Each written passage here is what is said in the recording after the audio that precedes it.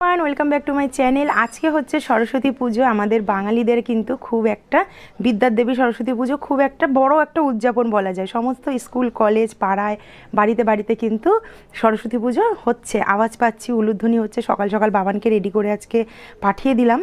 মানে তোমরা এগুলো পরে দেখতে পারবে, আমি ইন্ট্রোটা পরে দিচ্ছি, ওই জন্য কথাগুলো আগে বলে দিচ্ছি। মা সরস্বতী পুজো বা বাগদেবীর আরাধনা অনুযায়ী বাবান প্রত্যেক অকেশনে যখন সময় পায় কিছু না কিছু ছবি এঁকে থাকেন, নিজের প্রচেষ্টা তুলে ধরে। তো সরস্বতী পুজো উপলক্ষেও কিন্তু এই বাগদেবীকে তার পেন্সিলের সাহায্যে সে এঁকেছে। কেমন হয়েছে জানিও। আর এই দেখো শীতকালের মোক্ষম যে আমাদের ভয় লাগার জিনিস ছিল না ছোটোবেলায়, তো মা করে দিত, এখন আমি বাবানকে করে দিচ্ছি। এখানে দিয়েছি নিম পাতাটা ভালো করে ধুয়ে নিয়েছি, এখানে কাঁচা হলুদ নিম পাতা ভালো করে ধুয়ে থেতো করে তার মধ্যে একটু সর্ষের তেল দিয়ে রেডি করে দিলাম। বাবানকে বললাম, সোনা তুমি তাড়াতাড়ি স্নান করে রেডি হয়ে নাও।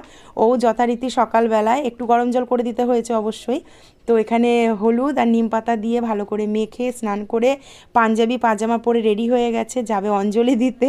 আর সেই 1 বছর আগের প্যান্টটা বারবার কোমর থেকে নেমে যাচ্ছে বলে বাবান আর আমি একটু এখানে মস্করা করছিলাম, বাবান হাসছিল ওই জন্যই। এইটা হচ্ছে ও সেই খেলায় নাম দিয়েছে, সেইটারই একটা দিয়েছে, মানে 300, ওর নাম্বারটা হচ্ছে 300 নাম্বারিং। আর এখানে ও সকাল সকাল, এখন কিন্তু অনেকটাই সকাল, বই বার করে নিয়েছে। যেই বইগুলো 7-এ উঠে ভয় পায়, যেরকম ধরো ওই সংস্কৃত নিয়েছে, ভূগোল নিয়েছে, ভূগোল না সরি ভূগোলও ভালো পারে, ইতিহাসটা নিয়েছে, আর বাংলাটা ইংরাজিটা নিতে বলেছে, তার মধ্যে শুধু বাংলা বইটা নিয়েছে। নিয়ে দক্ষিণা পকেটে করে নিয়ে চলে গেল আমার বাবান অঞ্জলি দিতে। সরস্বতী পুজো সবার কেমন কেটেছে জানি।